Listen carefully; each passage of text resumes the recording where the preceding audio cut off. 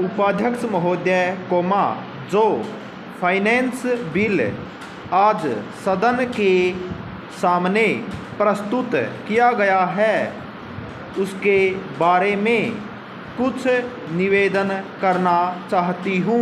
विराम। सबसे पहले मैं यह कहना चाहती हूँ कि हमारे शासन की जो टैक्स लगाने की नीति है उसका तो मैं विरोध करती ही हूँ, लेकिन यह निवेदन करना चाहती हूँ कि जो हमारे वित्त मंत्री जी जनता पर टैक्स लगाते हैं तो उन्हें यह देखना चाहिए कि जनता टैक्स देने की अक्षमता रखती है या नहीं। विराम। उन्होंने जनता के ऊपर इतने टैक्स लगा दिए हैं, यह अनुचित मालूम होता है। विराम। इस समय हमारे देश की यह स्थिति यह है, इसके बारे में मैं चर्चा करना नहीं चाहूँगी और न इस संबंध में उन बातों को दोहराना चाहूँगी जिनके बारे में मैंने पूर्व में तथा माननीय सदस्यों ने यहाँ पर काफ़ी चर्चा की है। विराम। किंतु इस विधेयक की जैसा कि यह है उस हिसाब से देखें तो ऐसा लगता है कि हमारे माननीय वित्त मंत्री जी का केवल एकमात्र लक्ष्य यह था कि इसमें इस तरह का संशोधन किया जाए जिससे पैसा अधिक से अधिक प्राप्त हो सके। विराम। यह बात अवश्य है कि हमारे माननीय मंत्री जी ने इस बिल द्वारा यह कोशिश की है कि निर्यात करने वालों को ज़्यादा प्रोत्साहन मिले, पैसा बचाने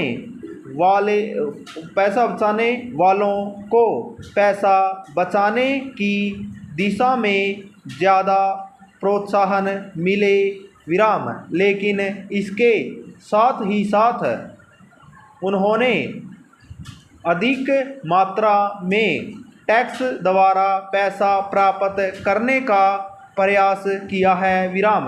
मेरी समझ में यह बात नहीं आती कि जनता इतना टैक्स वहन करने की समर्थता रखती है या नहीं। विराम। यह नहीं देखा गया। विराम। इस विभाग के बारे में बहुत कुछ विचित्र बात यह है कि हाल में यानी सन 1961 में इनकम टैक्स बिल पास किया गया जो 1 अप्रैल सन 1962 से लागू होने वाला था। विराम। इस विधान की अच्छी तरह से शुरुआत भी पूरी तरह से नहीं हो पाई कि उसमें अनेकों संशोधन करने पड़ गए हैं। विराम। बाद में जो संशोधन फाइनेंस बिल से किए उस बिल की अच्छी तरह से स्याही भी सूखने नहीं पाई थी कि हमारे वित्त मंत्री जी ने इस बिल में कैपिटल गेंस के बारे में संशोधन पर संशोधन पेश कर दिए हैं। विराम। कैपिटल गेंस के बारे में इस बिल में मुख्य परिवर्तन किया गया है। विराम। इससे ऐसा लगता है कि हमारे वित्त मंत्री जी का विभाग एक निश्चित योजना बनाकर नहीं चलता है। विराम। अतः यह जरूरी है कि अच्छी बातों के आने पर संशोधन किया जाना चाहिए।